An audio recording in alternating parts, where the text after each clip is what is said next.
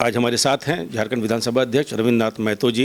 Jharkhand monsoon सत्र को लेकर के और झारखंड में खासकर जो छात्रों का आंदोलन है, इस संदर्भ में हम इनसे सीधा संवाद करेंगे। सबसे पहले फैक्ट मीडिया की ओर से आपका स्वागत है। मैं आपसे जानना चाहूँगा कि इस मानसून सत्र में का जो के बारे में विपक्ष का कहना है कि कम दिनों का ये मानसून सत्र रखा गया, इस बारे में आप क्या कहना चाहिए? सबसे पहले तो फैक्ट मीडिया को मेरे तरफ से ढेर सारे शुभकामनाएं और धन्यवाद। और अपने इस मानसून सत्र जो विधानसभा का आहूत हुआ है, उस संबंध में इसको छोटे सत्र के रूप में निश्चित रूप से छोटे सत्र है। और हम समझते हैं इस छोटे सत्र में जो समय आवंटन है, इस समय का अगर सारे मान्य सदस्यों ने अगर इस्तेमाल कर ले तो ये भी सत्र इस राज्य के 3.5 करोड़ जनता के लिए एक अच्छा सत्र के रूप में साबित होने की प्रबल संभावना है। इसलिए सत्र निश्चित रूप से छोटा है, लेकिन मेरा आग्रह है कि सारे लोग इस सत्र का जो उपयोग है, ये रचनात्मक उपयोग करें, जनहित में करें, तो ये एक अच्छा सत्र साबित हो सकता है। जैसा कि सत्र से पहले शुरुआत में जो परंपरा रही है, आप विपक्षी दल हों, सत्ताधारी दल हों, सबके साथ में एक समन्वय मीटिंग हुई है, तो क्या लगता है कि इस बार जो मानसून सत्र है, क्या ठीक ठाक से मानसून सत्र चल पाएगा या ये भी फिर हंगामे की भेंट चढ़ जाएगा? देखिए, नहीं, हंगामा का भेंट चढ़ने की गुंजाइश हमको नहीं लगता है बहुत ज़्यादा है, इसलिए हंगामा का भेंट नहीं चढ़ेगा।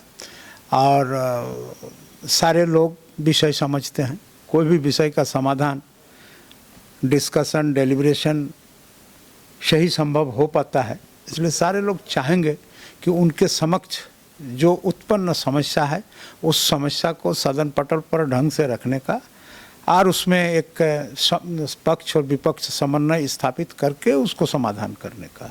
इसलिए हंगामा होने की संभावना बहुत ही क्षीण है।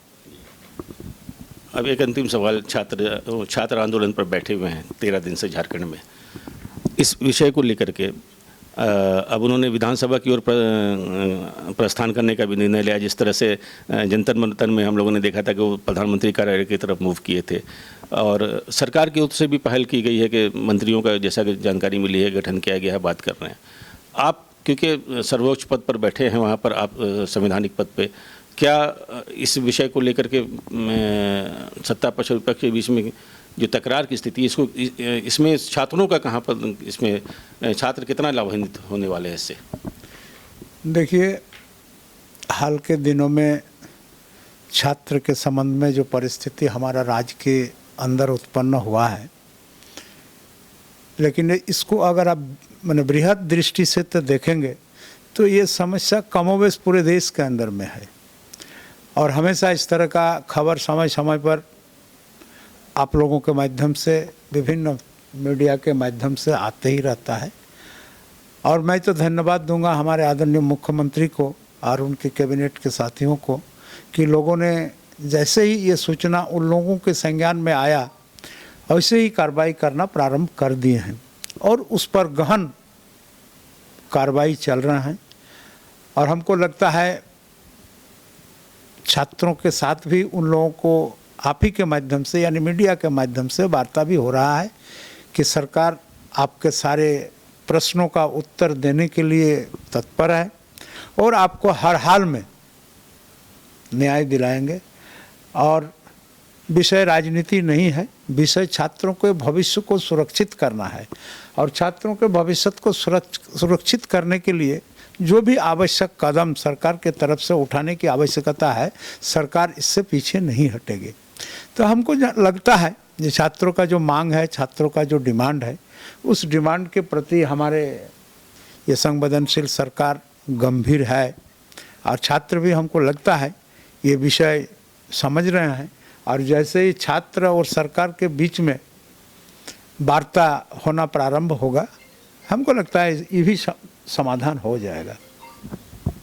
जैसा कि विधानसभा अध्यक्ष महोदय ने बताया कि ये छात्रों के भविष्य से जुड़ा हुआ मुद्दा है और सरकार भी गंभीर है, सरकार ने पहल भी की है अब ये देखना है कि आने वाले दिनों में ये जो 4 दिन है विधानसभा की 12 तक जो सत्र है, इस दौरान छात्रों की समस्या का समाधान किस तरह होता है और छात्र कहीं राजनीतिक शिकार ना हो, तो छात्र अपने भविष्य को लेकर के गंभीर हों।